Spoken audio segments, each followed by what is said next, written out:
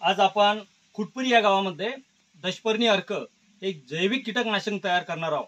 याकरता आपल्याला मार्गदर्शक म्हणून बीसीआयचे क्षेत्रप्रवर्तक सन्माननीय अनुप वानखळे सर हे आहेत। यांच्या माध्यमातून आपण इथं दशपर्णी अर्क हे तयार करत आहोत। सोबतच त्यांच्या सोबत आहेत खुटपुरी येथील लीड फार्मर सुनील भाऊ घोरपडे। तसे माझा परिचय द्यायचं म्हटलं तर मी मांडका येथील लीड फार्मर संतोष बोचरे। आपण बीसीआयच्या माध्यमातून इथं दशपर्णी अर्क हे जैविक कीटकनाशक तयार करणार आहोत। तर मी तुम्हाला या व्हिडिओच्या माध्यमातून सांगतो यासाठी लागणारं ज्या वनस्पती आहेत आणि कसं तयार करायचं आणि याचे बेनिफिट काय आहेत हे मी तुम्हाला या आवर्जून शेतकऱ्यांना या व्हिडिओच्या माध्यमातून सांगतो। सर्वप्रथम आपल्याला हा 200 लिटरचा एक बॅलर घ्यायचा, यामध्ये पाणी भरून घ्यायचं। बॅलर मध्ये थोडा एक 4-6 इंच जागा खाली राहू द्यायची, जेणेकरून आपलं द्रावण त्यामध्ये बसेल। सर्वप्रथम आपण ह्या ज्या 10 प्रकारच्या वनस्पती आहेत ह्या पाहूया। हे कनेराची पानं आहेत, 5 किलो कनेराची पानं घेतले, 5 किलो पपईचे पानं आहेत, निंबाचे पान आहेत 5 किलो, हा एरंड आहे, हे सीताफळ आहे आणि हे जे आहे हे निरगुळ आहे। बघा आपण पाहू शकता ही रुई आहे आणि हा धोत्रा आहे आणि हे टणटणी आहे। सर्व ह्या ज्या वनस्पत्या आहेत ह्या वनस्पत्या जहरील्या वनस्पत्या आहेत, जेणेकरून याला कुठलं जनावर सुद्धा खात नाही। आता आपण याच्या माध्यमातून विचार करा, याला जनावर जर खात नाही तर ह्या कीटकांसाठी किती घातक असतील। म्हणून बीसीआयच्या माध्यमातून आपल्याला दशपर्णी अर्क तयार करायचा आहे। सर्व शेतकऱ्यांना दशपर्णी अर्कांचा वापर करावा शेतकऱ्यांनी, जेणेकरून आपल्या किडीचा प्रादुर्भाव हा कमी होईल आणि शेतकऱ्याच्या उत्पन्नात नक्कीच वाढ होईल। बघा आता आपल्याला हे प्रोसेस करायची आहे आणि हे मिरची आहे, लाल हिरवी मिरची आहे खुरासनी, ही सर्वप्रथम आपल्याला या बॅलर मध्ये टाकायची आहे।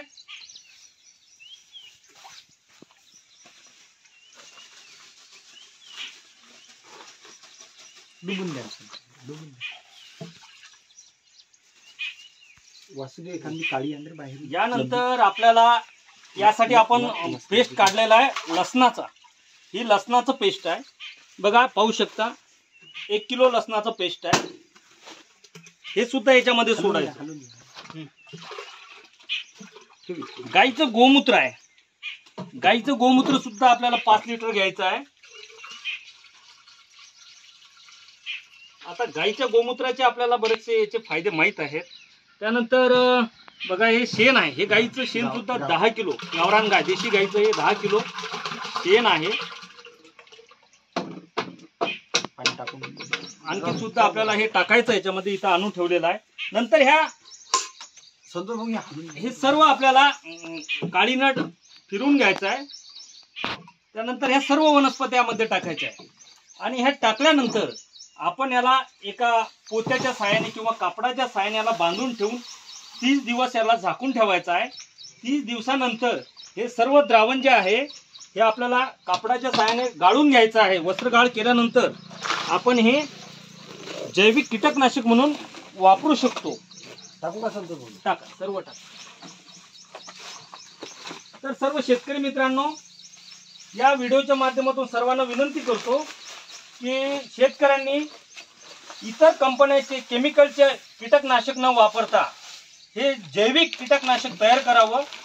खूप चांगले रिझल्ट आहे। आम्ही दरवर्षी निंबोळी अर्क असो, दशपर्णी अर्क असो याचा वापर करत असतो आणि खूप चांगला रिझल्ट या कीटकनाशकाचा आहे।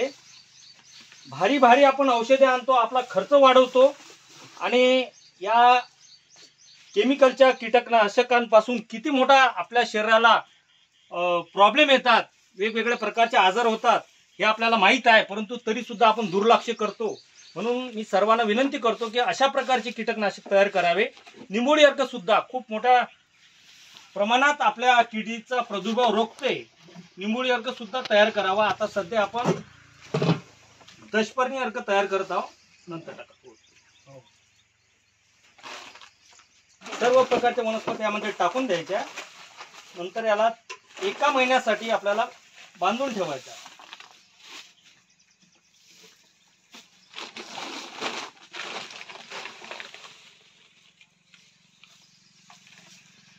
असो या व्हिडिओच्या माध्यमातून सर्व लक्षात आलं असेलच। सोबतच आपलं इथं व्हर्मी कंपोस्ट सुद्धा बनवायचं आपल्याला। हे एक वर्मी कंपोस्टचं बेड आहे. शेतीसाठी लागणारं एक चांगलं उपयुक्त असं गांडूळ खत यामधून तयार होते. हे आता प्रोसेसमध्ये आहे सध्या. हे अगदी आपण याला थंड केल्यानंतर आपण यामध्ये गांडूळ सोडणार आहोत आणि 2 ते 2.5 महिन्यामध्ये एकदम चहापत्तीसारखं हे खत तयार होते. खूप चांगल्या प्रकारचं खत असते आणि याचं शेतीसाठी चांगल्या प्रकारचा रिझल्ट आहे. म्हणून प्रत्येक शेतकऱ्यांनी आपल्या शेतामध्ये गांडूळ खताचा बेड लावायचा आणि आपल्या शेतीचं नक्कीच उत्पन्न वाढवायचं. धन्यवाद.